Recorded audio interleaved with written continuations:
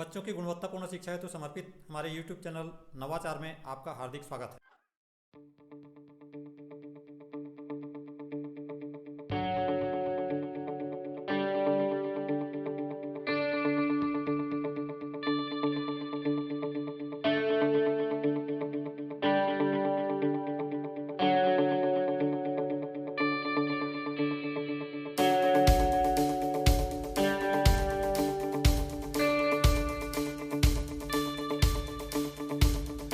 बच्चों, जैसा कि आप देख पा रहे हो, यह एक अक्सर फेंक दिए जाने वाले प्लास्टिक के छोटे से बाटल पर जुगाड़ू तरीके से दो खिलौने वाले चक्के लेकर बनाया गया जेट कार है।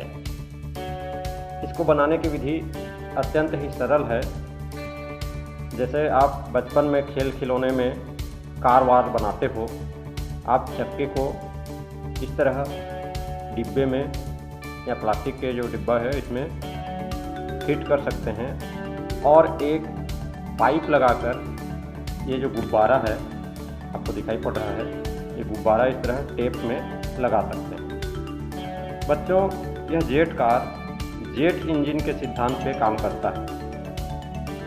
जेट इंजन जो है फ्यूल को पीछे की ओर बाहर निकालता है और बहुत तेज़ी से बाहर निकालता है। उसके प्रतिक्रिया स्वरूप हवा भी उस पर दाब डालती है। प्रत्येक क्रिया की बराबर प्रतिक्रिया के फलस्वरूप यह कार जो है आगे बढ़ती है। इसी सिद्धांत पे अंतरिक्ष में रॉकेट का भी प्रक्षेपण या विमोचन किया जाता है।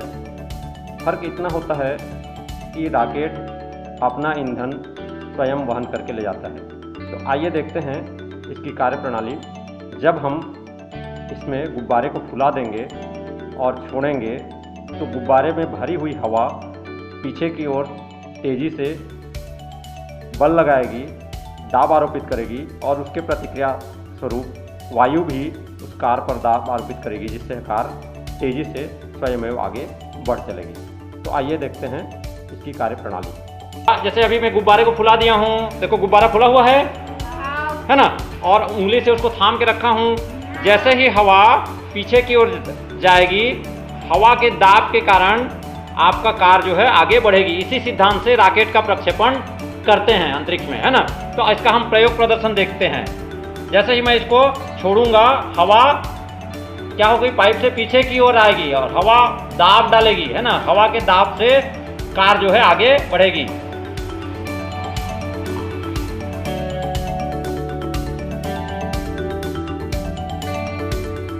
यह एक अप्रयुक्त या अक्सर फेंक दिए जाने वाला प्लास्टिक का बाटल है। इसका इस्तेमाल करके हम एक हजारा यानी कि गार्डनिंग वाटर कैन आसानी से बना सकते हैं। इसके नीचे हम बहुत सारे छिद्र कर लेते हैं। आपको दिखाई पड़ रहा होगा छिद्र छोटे छोटे, और इन छिद्रों के आधार से पानी नीचे की ओर बूंद बूंद फव्वारे के रूप में आएगा। सामान्यतः जल संरक्षण की बातों को बच्चों को समझाया जाना बहुत ही ज़रूरी है। बच्चे जब पौधों पे पानी देते हैं तो बहुत सारा पानी बेकार चला जाता है, नष्ट हो जाता है। यह एक ऐसा वाटर गार्डनिंग हजारा है कि इससे बहुत कम मात्रा में पानी पौधों में देने पर खर्च होता है। यह वायु दाब के सिद्धांत पर काम करता है। अभी आप देख रहे होंगे इस बाटल में पूरा पानी भरा हुआ है, किंतु पानी यहाँ गिर नहीं रहा। जैसे ही हम ढक्कन खोलेंगे, पानी का प्रवाह नीचे की ओर फव्वारे के रूप में होगा। तो हम आपको दिखाते हैं। ये ढक्कन खोलते हैं, ये देखिए बिल्कुल फव्वारे की तरह पानी जो है आएगा और पौधों पे हम जितनी आवश्यक मात्रा में पानी की आवश्यकता हो हम दे सकते हैं। इस तरह जल संरक्षण का ये एक बेहतर उदाहरण कबाड़ से जुगाड़ प्लास्टिक बाटल से किया गया है। साथ ही बच्चों के लिए आनंददायी और मज़ेदार भी है। सामान्य रूप से साइफन एक ट्यूब होता है जिसका उपयोग जलाशय से दूसरे छोर या बिंदु तक पानी या तरल को ले जाने के लिए प्रयोग में लाया जाता है। यह एक विशिष्ट दिलचस्प तो है ही कि उपयोगी तरीके से हम सिंचाई का कार्य कैसे सरलतापूर्वक कर सकें। साइफन की क्रिया नली के दोनों सिरों पर दाब के अंतर के कारण होती है। जब एक ऊपर तल से द्रव या पानी नीचे तल की ओर बढ़ता है तो दोनों तलों के उस पाइप के सिरों के बीच जो दाबांतर होता है उसके कारण तरल का प्रवाह होता है। प्रस्तुत कबाड़ से जुगाड़ में एक डिस्पोजल आप देख पा रहे हैं का इस्तेमाल किया गया है। इसमें एक एक्स्ट्रा पाइप जो आप पेय पदार्थ फ्रूटी इत्यादि लेते हो उसकी पाइप का इस्तेमाल किया गया है। बीच में एक छिद्र कर डिस्पोजल के बीच में एक छिद्र कर उस पाइप को अंदर डाला गया है और इस तरह मोड़ दिया गया है। फेविकोल डाल करके इसे बंद किया गया है। अब आइए देखते हैं इसकी कार्य प्रणाली क्या है। इसमें हम ऊपरी तल के दाब और निचले तल के दाब में अंतर निश्चित तौर से देख सकते हैं। अब देखिए यहाँ पे हम पानी डाल रहे हैं, अभी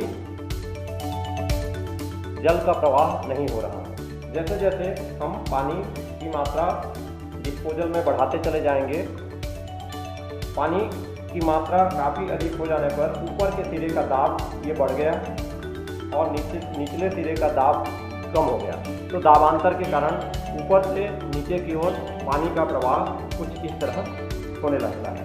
यह आपको स्पष्ट दिखाई पड़ रहा है, ये पानी का प्रवाह हो रहा है। इससे बहुत ज़्यादा फायदा सिंचाई में इस प्रकार होता है कि हमको विद्युत के पंप या मोटर को चलाने की आवश्यकता नहीं होती है, या न ही डीजल के पंप या मोटर को चलाने की आवश्यकता होती है। जल का प्रवाह हम सीधा सिंचाई के लिए इस्तेमाल कर सकते हैं।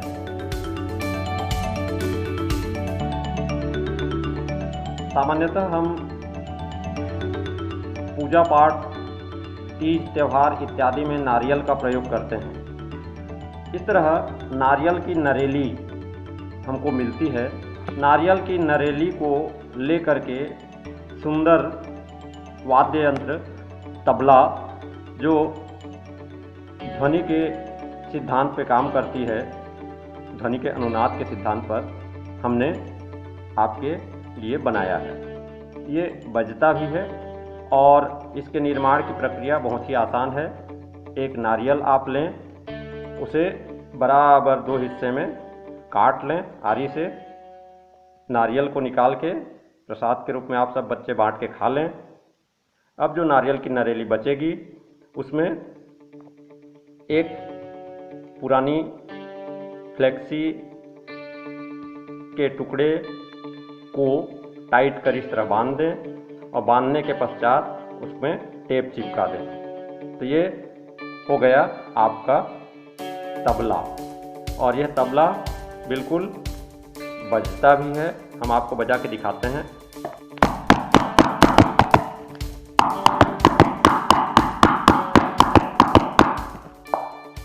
ये दोनों ही तबले आपके बजेंगे।